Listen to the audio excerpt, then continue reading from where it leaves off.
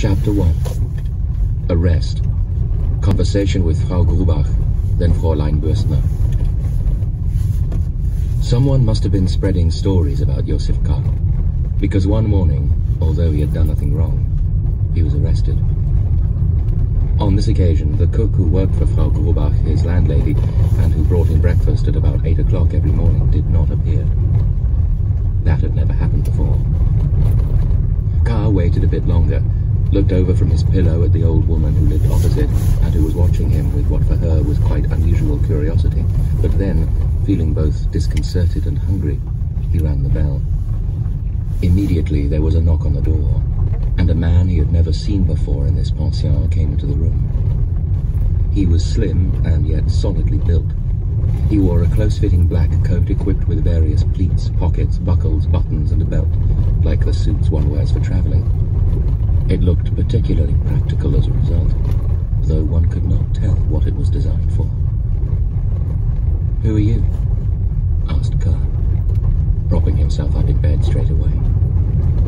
However, the man ignored the question, as if his appearance was something one simply had to accept, merely saying for his part, "Did you ring?" "Anna can bring me breakfast," said Carr, trying to establish who the man actually was, in the first instance by saying nothing, while watching carefully and considering the situation. However, the man did not subject himself to Carr's scrutiny all that long, but turned towards the door, opening it slightly to say to someone who was obviously standing just behind it, "He wants Anna to bring him breakfast." Then there was a short burst of laughter in the next room. Several people were perhaps involved. It was not clear from the sound. Although the stranger could not possibly have learned from that anything that he had not known already, he now nonetheless said to Carr, as if passing on a message, "It's not possible." "We'll see about that," said Carr, springing out of bed to pull on his trousers. "I want to see what sort of people we've got in the room next door, and what Frau Grubach is going to say to me to account for this disturbance. That's fair enough, surely?" It did occur to him straight away that he should not have said that out loud, and that by doing so he was to some extent acknowledging that the stranger had a right to keep watch over him. For the moment, though, he felt that to be unimportant. All the same, the stranger did indeed interpret his words like that, for he said, "Wouldn't you prefer to stay here? If you're not going to introduce yourself to me, I want neither to stay here nor to be addressed by you." "I only meant it kindly," said the stranger, who now opened the door of his own accord. In the next room, which Carr entered more slowly than he had meant to, everything looked almost exactly as it had the evening before. It was Frau Grubach's living room. Perhaps there was a bit more space than usual in this room, which was cluttered with furniture, drapes, porcelain and photographs, but that was not immediately apparent, particularly since the main change was that there was a man there, sitting at an open window and reading a book from which he now looked up. "You should have stayed in your room," he said. "Didn't Franz tell you?" "Well, what do you want then?" said Carr, glancing from his new acquaintance to the person called Franz standing in the doorway, and then back again. Through the open window one could again spot the old woman, who with all the curiosity of old age had come up to the window, which was now directly opposite, so that she could continue to see everything. "But I just want to ask Frau Grubach," said Carr, moving as if intending to leave by tearing himself free of the two men, although they were some way away from him. "No," said the man at the window, tossing the book onto a low table and standing up. "You are forbidden to leave. You are under arrest, and that's all there is to it." "It looks like it," said Carr.